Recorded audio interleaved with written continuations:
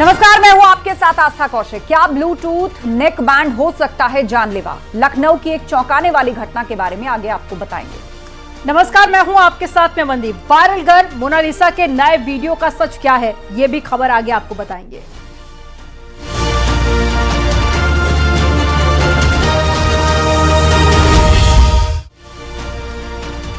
क्या Bluetooth neck band का इस्तेमाल करना जानलेवा हो सकता है? लखनऊ में दावा किया जा रहा है कि एक 27 साल के शख्स की मौत नेक बैंड में धमाके से हुई है। क्या है पूरा मामला, इस रिपोर्ट में दिखाते हैं।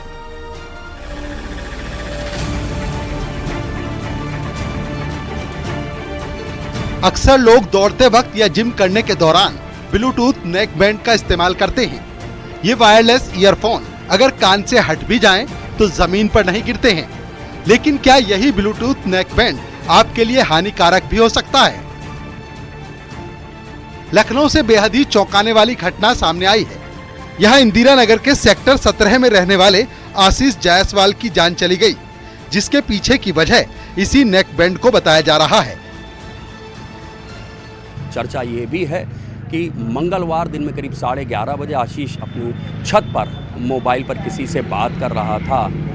नेक बैंड ब्लूटूथ के जरिए अचानक उसकी मां को किसी धमाके की आवाज़ आती है और छत पर गिरा हुआ मिलता है आशीष। ऐसा बताया जा रहा है कि नेक बैंड में कोई विस्फोट हुआ, जिसके चलते आशीष की हालत बिगड़ी। उसको अस्पताल ले जाया गया, जहां डॉक्टरों ने उसे मृत घोषित कर दिया है। आसपास के लोगों का कहना है कि धमाके से आशीष के शरीर में कई जगह चमड़ी भी उखड़ गई थी और ब्लूटूथ नेक बैंड पिघलकर गले से लटक रहा था। पड़ोसियों की मदद से आशीष को अस्पताल ले जाया गया, जहां बाद में उसके दूसरे रिश्तेदार भी पहुंचे, लेकिन डॉक्टर उसकी जान नहीं बचा पाए क्योंकि वो पहले ही दम तोड़ चुका था।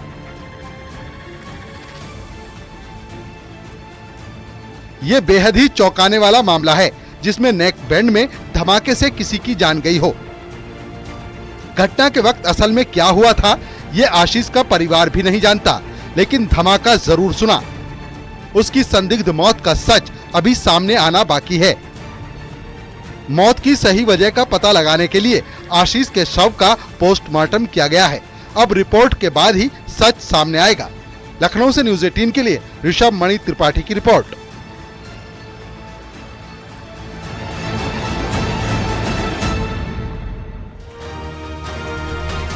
देहरादून से बड़ी खबर है। यहां पर उत्तराखंड में यूसीसी लागू होने के बाद में एक जोड़े ने लिव इन रजिस्ट्रेशन कराया है। पूरे प्रदेश में लिव इन रजिस्ट्रेशन के लिए 3 आवेदन आए थे, जिसमें अकेले देहरादून से 2 जोड़ों ने रजिस्ट्रेशन के लिए अप्लाई किया है। आपको बता दें कि यूसीसी में लिव इन रिलेशनशिप में रहने वाले जोड़ों को रजिस्ट्रेशन को लेकर 16 पेज का फॉर्म भरने से लेकर तमाम जानकारी देना जरूरी है, जिसको लेकर विरोध भी हो रहा है।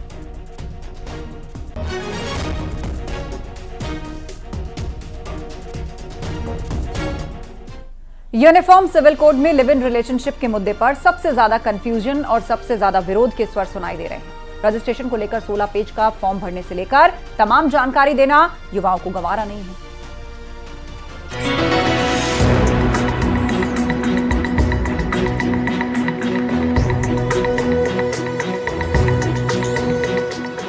उत्तराखंड में 27 जनवरी से लागू किए गए यूनिफॉर्म सिविल कोड के तहत लिव इन रिलेशनशिप सबसे ज्यादा चर्चा में है। सियासी पार्टियां इसे अपनी अपनी सहूलियत के हिसाब से मुद्दा बना रही है, तो युवाओं में भी इसको लेकर मिली जुली राय सामने आ रही है। कुछ का कहना है कि सरकार को युवाओं की प्राइवेसी में ताक झांक नहीं करनी चाहिए, तो कुछ युवाओं का कहना है कि इससे समाज को सही दिशा में ले जाने में मदद मिलेगी। वो उनका पर्सनल मैटर है, कुछ भी करे अपना अपना पर्सनल मैटर। मतलब अब मैच्योर हो गए लोग, तो अपना पर्सनल मैटर अच्छा बुरा समझ सकते हैं। सरकार को इस चीज में ज्यादा दखल अंदाजी करनी नहीं चाहिए मेरे हिसाब से। अगर कोई मतलब अपने रिलेशनशिप में है, उसके लिए बहुत गलत है, क्योंकि उनकी प्राइवेसी में बात जा रही है। और मैं इसकी मतलब बिल्कुल नेगेटिव पॉइंट ऑफ व्यू है मेरा, क्योंकि हमारी जो गवर्नमेंट है वो मतलब बिल्कुल जैसे कि कंस्ट्रक्शन हो गया, घर हो गए, लोगों की गरीबी होगी, इनमें ध्यान ना देते हुए बस इस चीज में वो ध्यान दे रहे हैं कि गर्ल्स बॉयज, बस उल्टे सीधे चीजों में ध्यान दिया किया जा रहा है। काफी हद तक इसमें सामाजिक समस्याएं जिस प्रकार है, सामाजिक जीवन को जिस प्रकार एक सही दिशा में ले जाने का काम किया गया है, काफी सराहनीय काम है। आप इसमें एक अगर पॉइंट देखेंगे कि कहीं ना कहीं इसमें कहा गया है कि यदि किसी कपल को रिलेशनशिप में रहना या लिविंग में रहना है तो उसे कहीं ना कहीं रजिस्ट्रेशन कराना होगा और तलाक संबंधी भी इसमें बातें हैं, तो वो कहीं ना कहीं एक सही समाज की दिशा की ओर एक कदम है। यूसीसी में लिव इन को लेकर धर्म गुरुओं से जाति संप्रदाय का सर्टिफिकेट देने जैसी कई भ्रामक बातों पर यूसीसी ड्राफ्टिंग और रूलिंग कमेटी के सदस्य रहे मनु गौड़ का कहना है कि ये सब राजनीतिक बयानबाजी है, केवल कुछ विशेष समुदायों के लिए ये ऑप्शन के तौर पर रखा गया है। ऐसा लिव इन में कुछ नहीं है कि कोई दो व्यक्ति अगर लिव इन का पंजीकरण कराना चाहते हैं तो उन्हें कोई धर्म गुरुओं से अपना सर्टिफिकेट देना होगा। एक चीज है कि कुछ ऐसे रिश्ते होते हैं जिनके मध्य विवाह अनुमन्य नहीं होता, लेकिन फिर भी कुछ समुदाय ऐसे हैं जिसमें कजन मैरिज होती है, तो वो उनके ट्रेडिशनल कस्टम्स और उनके अपनी परंपराएं हैं, तो उनको इसमें संरक्षित करा गया है, उनको इसमें एग्जेम्प्ट करा गया है। बहरहाल यूसीसी और खास तौर पर लिव इन रिलेशनशिप के रजिस्ट्रेशन को लेकर विवाद और बहस दोनों ही जारी है और इन सब के बीच उत्तराखंड में लागू समान नागरिक संहिता कानून अपने उद्देश्यों में कितना सफल हो पाएगा, ये देखने वाली बात है। न्यूज़ 18 के लिए देहरादून से सुनील नवप्रभात की रिपोर्ट।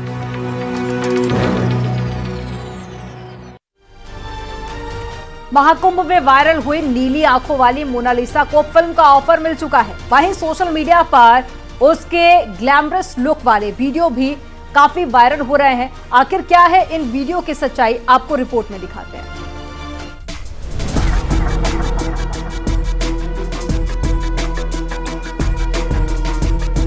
महाकुंभ में मोनालिसा की नीली आंखों का जादू चला, जिसके बाद वो सोशल मीडिया पर पूरी तरह छा गई। अपनी प्रसिद्धि के चलते उसे एक फिल्म भी ऑफर हो गई, जिसमें उसे लाखों की फीस मिलने का दावा किया गया। वहीं मोनालिसा को लेकर सोशल मीडिया में एक के बाद एक नई चीजें सामने आ रही हैं। सोशल मीडिया पर एक लड़की का ग्लैमरस वीडियो वायरल हो रहा है, जिसमें दावा किया जा रहा है कि ये मोनालिसा है। सादगी से भरी मोनालिसा का नया रूप देखकर हर कोई हैरान है। कहीं वो बल खाते हुए अपनी अदाएं दिखा रही हैं, तो कहीं वो बीच पर डांस कर रही हैं। ये जरूर है कि मोनालिसा को फिल्म का ऑफर मिला है। फिल्म में काम करने के लिए उसकी ट्रेनिंग भी होनी है, लेकिन ट्रेनिंग से पहले ही मोनालिसा में इतना बदलाव भला कैसे आ गया? लोग भी सोच में पड़ गए कि क्या ये लड़की सच में मोनालिसा है। लेकिन सच कुछ और ही है। वीडियो में एक लड़की को परफेक्ट मूव्स के साथ डांस करते हुए जरूर दिखाया जा रहा है, लेकिन वो मोनालिसा नहीं है। ये मोनालिसा का फेक वीडियो है। जिस अकाउंट से इस वीडियो को वायरल किया जा रहा है, वहाँ पर मोनालिसा के ऐसे कई सारे डीप फेक वीडियो बनाए गए हैं।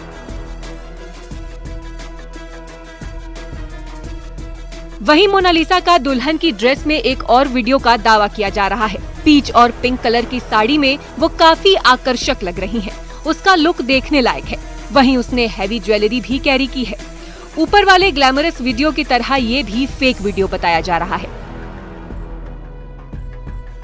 डीप फेक एक ऐसी टेक्नोलॉजी है जिसके जरिए किसी भी शख्स के फोटो या वीडियो को दूसरे की शक्ल दी जाती है। पहले भी कई सेलिब्रिटी के डीप फेक वीडियो सामने आ चुके हैं। मोनालिसा का पिछले दिनों सोशल मीडिया अकाउंट हैक हो गया था। वहीं कहा जा रहा है कि उसके कई फैन पेज बन गए हैं। उसके कई वीडियो सामने आ रहे हैं। नीली आंखों वाली वायरल गर्ल मोनालिसा के बारे में सोशल मीडिया में काफी हलचल है। मोनालिसा महाकुंभ में अपने परिवार के साथ गई तो थी रुद्राक्ष की माला बेचने, लेकिन वहां माला के बदले उसकी नीली आंखों की बातें होने लगी और इस तरह वो सोशल मीडिया पर पूरी तरह छा गई। फिल्मकार भी उसकी पब्लिसिटी को भुनाने में लग गए। फिल्म डायरेक्टर सनोज मिश्रा ने उसे अपनी फिल्म डायरी ऑफ मणिपुर में रोल भी दिया है, जिसके लिए मोनालिसा भी बेहद उत्साहित है। उसने अपने फैंस से समर्थन की अपील की है।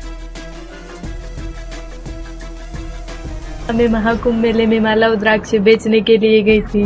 वहाँ महादेव का आशीर्वाद और आप लोगों का आशीर्वाद रहा। मेरा तो रात फेमस बन गई। आप सभी को मेरे लिए दिल से थैंक यू। आप सबकी वजह से मुझे एक फिल्म मिली है जिसका नाम है द डायरी ऑफ मणिपुर, जिसके डायरेक्टर है सनोज मिश्रा जी। और मेरे घर भी आए थे और साइन करके भी गए हैं। मेरी ख्वाहिश थी कि मैं हीरोइन बनवा जो पूरी हो जाएगी, और आप सभी लोगों का यूं ही आशीर्वाद रहना चाहिए। इंदौर में मोनालिसा की ट्रेनिंग शुरू होगी। उसे पर्सनालिटी डेवलपमेंट की ट्रेनिंग दी जाएगी। इसके बाद एक्टिंग की ट्रेनिंग दी जाएगी। फिल्म की शूटिंग कुछ दिनों में नॉर्थ ईस्ट में शुरू होगी और इसी साल अक्टूबर तक रिलीज भी हो जाएगी। मोनालिसा अब फिल्मी दुनिया में अपनी किस्मत आजमाने जा रही हैं। वो फिल्मों में क्या कमाल कर पाएंगी ये तो आने वाला वक्त बताएगा, लेकिन फिलहाल वो सोशल मीडिया पर खूब सुर्खियां बटोर रही हैं। उसके फेक वीडियो भी खूब तैर रहे हैं। Bureau report, news 18।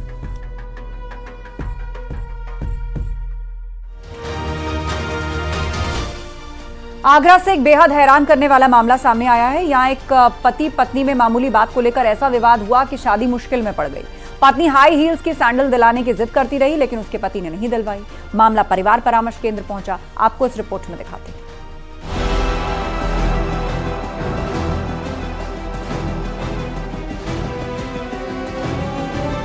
पति ने सैंडल नहीं दिलाई, तलाक की नौबत आई। हाई हील की सैंडल इस विवाद की जड़ है। पति पत्नी के बीच छोटी छोटी बातों पर विवाद हो सकते हैं, लेकिन आगरा के इस अजीबोगरीब मामले को सुनकर क्या कहा जा सकता है। सैंडल न दिलाने पर पति पत्नी का रिश्ता टूटने की कगार पर पहुंच गया। पिछले साल ही दोनों की शादी हुई थी। शादी के शुरुआत में तो सब कुछ ठीक चल रहा था, लेकिन हाई हील की सैंडल ने घर में बखेड़ा खड़ा कर दिया। मामला परिवार परामर्श केंद्र पहुंचा, जिसे सुनकर काउंसलरों ने भी अपना सिर पकड़ लिया। फरमाइश के बाद पति भी अपनी पत्नी के लिए एक ऊंची हील की सैंडल लेकर आया और फिर दोनों बाहर घूमने गए। जिस समय पत्नी बाहर घूमने गई, उसने हाई हील की सैंडल पहनी थी। उसका पैर मुड़ा और वो गिर गई, उसके चोट लग गई। इलाज कराने के बाद पति अपनी पत्नी को घर लेकर आया। पत्नी सही हुई तो कुछ समय के बाद पत्नी ने फिर से हाई हील वाली सैंडल की डिमांड कर डाली, लेकिन इस बार पति ने लाने से इनकार कर दिया और कहा कि सैंडल पहनने से वो गिरी थी, इसलिए अब नहीं लाएगा। पति का कहना यह था कि सर ये मेरे से गाली गलौज देती है और मेरे से बोलती है कि मेरे लिए मैं हील वाली सैंडल पहनूंगी। एक आध बार मैंने इसको पहनाया भी, ये गिर गई और इसके चोट लग गई, परंतु ये मानी नहीं। लड़की की काउंसलिंग की तो लड़की का कहना यह था कि सर मैंने इनको बोला है कि मैं ऊंची एड़ी की सैंडल लेना चाहती हूं, परंतु इन्होंने मुझे आज तक दिलवाया नहीं है और बोलते हैं कि जब मुझे पेमेंट मिल जाएगी जब दिलवाऊंगा। शख्स की पत्नी का कहना था कि 8 महीने से वो सैंडल लेने के लिए कह रही थी, लेकिन इतना टाइम बीतने के बाद भी उसे हाई हील की सैंडल नहीं दिलाई गई। इस बात को लेकर अक्सर घर में कलेश होने लगा। महिला ने यह भी आरोप लगाया कि उसका पति उसके साथ मारपीट करता था और तंग आकर उसने घर छोड़ दिया, जिसके बाद वो मायके चली गई। उसके पति ने उसे ससुराल आने के लिए बहुत मनाया, लेकिन उसने बात नहीं मानी। पिछले 1 महीने से महिला अपने मायके में रह रही थी। बाद में वो अपने पति के खिलाफ थाने में रिपोर्ट दर्ज कराने पहुंची। पुलिस भी मामले को सुनकर दंग रह गई। बाद में दोनों को काउंसलरों के पास भेजा गया। काउंसलरों ने दोनों को बहुत समझाया, जिसके बाद दोनों मान गए। सुलह होने के बाद शख्स ने भी अपनी पत्नी को हाई हील की सैंडल दिलाने में हामी भर दी है। आगरा से न्यूज़ 18 के लिए कामिर कुरैशी की रिपोर्ट।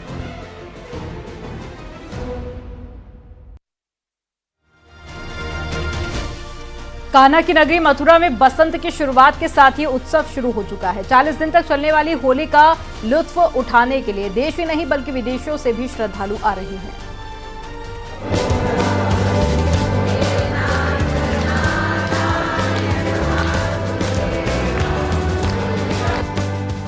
कान्हा की नगरी में खेली जाने वाली होली देश ही नहीं दुनिया में मशहूर है। अभी होली आने में काफी वक्त है, लेकिन मथुरा वृंदावन में होली की शुरुआत हो चुकी है। ब्रज में अभी से ही होली की धूम मचने लगी है। मंदिरों में अभी से श्रद्धालुओं की भीड़ उमड़ने लगी है। भक्त हर्षोल्लास के साथ इस उत्सव में शामिल होते हैं। द्वारकाधीश मंदिर में बड़ी तादाद में देश विदेश से श्रद्धालु पहुंचे और होली का लुत्फ उठाया। मंदिर के पुजारियों ने भगवान द्वारकाधीश को गुलाल लगाया और उसके बाद गुलाल प्रसादी को भक्तों के ऊपर उड़ाया। अच्छा लगा और उन्होंने अपना पूरा आशीर्वाद दिया हमें और बड़ा नाम सुना हुआ था। आज प्रभु के साथ हम लोग ने होली खेली और बहुत ही हम लोग के परिवार ने मस्ती की और हम भगवान से यही चाहते हैं हम लोग को बारंबार अपने दरबार में बुलवाते रहें। यहाँ आके जो मजा हमने किया वो हमें कहीं आज तक नहीं मिला। यहाँ पर आके हमने भगवान के साथ होली खेली और प्रभु ने हम लोगों के हाथों में भी रंग और मुंह पे रंग लगाया। उसके बाद हमने जो एंजॉय यहाँ किया वो हमने अभी तक नहीं किया। सब जग होरी या ब्रज होरा, इस मान्यता के साथ 40 दिन तक पूरे ब्रजमंडल में होली का त्योहार मनाया जाता है, क्योंकि सब जगह केवल होली और धूल के दिन कार्यक्रम होते हैं, यहाँ 40 दिन कार्यक्रम होते हैं। आयो बसंत सभी मन फूले, खेतन फूली सरसों। खेतों में भी एक ऐसा माहौल होता है होली का कि हर एक ब्रजवासी उस होली के माहौल में अपने आप को धन्य समझते हैं। ठाकुर जी ने बसंती वस्त्र धारण कर दर्शन दिए। द्वारकाधीश मंदिर मथुरा के सबसे मनमोहक मंदिरों में से एक है। आने वाले दिनों में यहाँ होली की जबरदस्त धूम देखने को मिलेगी। आयो बसंत गूदरे कसंत, गूदरे से तात्पर्य हमारे रुई की जो बंडी है या गरम ऊनी वस्त्र है, गरम चीजों का प्रसाद है, वो सब ऋतु परिवर्तन के हिसाब से चेंज होता है। अभी ठाकुर जी को गुलाल भराया जा रहा है। 12 फरवरी पूर्णिमा के दिन होली का डाला गड़ेगा और पड़वा के दिन से ब्रज के सुप्रसिद्ध रसियाओं का गायन प्रातःकाल 10 बजे से 11 बजे तक नित्य प्रति यहाँ ठाकुर जी को सुनाया जाएगा। द्वारकाधीश मंदिर में भगवान श्री कृष्ण की मूर्ति स्थापित की गई है। मंदिर में खास तौर पर जन्माष्टमी और होली के वक्त बड़े आयोजन किए जाते हैं। मंदिर की छठा ऐसी होती है कि दूर दूर से श्रद्धालु यहाँ खींचे चले आते हैं। मथुरा से न्यूज़ 18 के लिए नितिन गौतम की रिपोर्ट।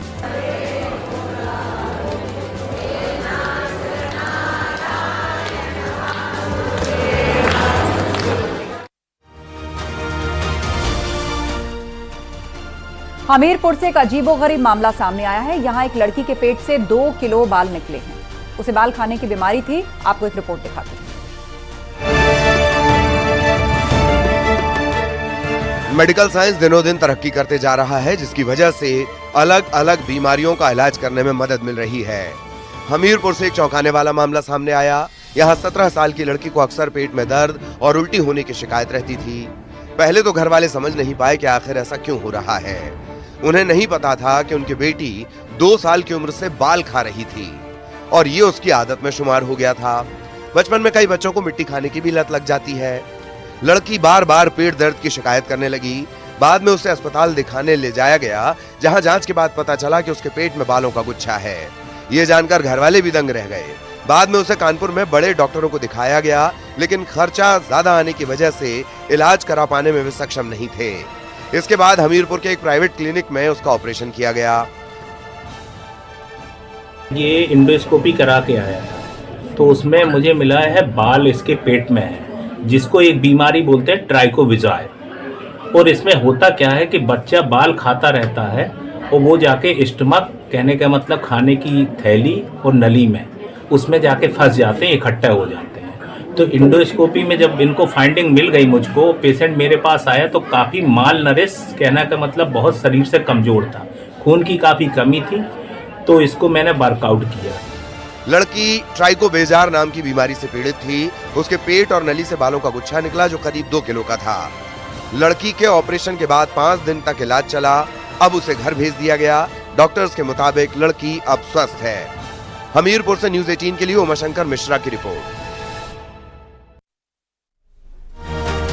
एक ऐसी तस्वीर सामने आई है जो बेहद कम देखने को मिलती है। बाघ जंगली सुअर का शिकार करने आया। दोनों पानी से भरे कुएं में गिर गए, जिसके बाद में शिकारी और शिकार दोनों को रेस्क्यू की जरूरत पड़ गई। बाद में दोनों का रेस्क्यू का काम शुरू हुआ। आपको रिपोर्ट दिखाते हैं।